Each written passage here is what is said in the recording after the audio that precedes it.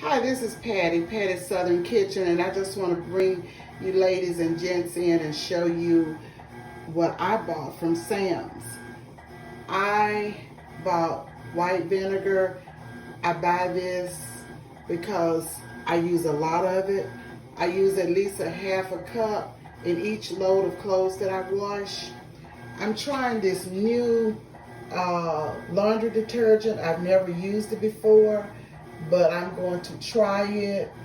I saw somebody in the store at Sam's and they were talking about it and said that it was good and naming what all was in it and everything. And I said, well, let me try it. I haven't tried it yet, but I will. And a laundry sanitizer. I use a lot of that in every load of clothes.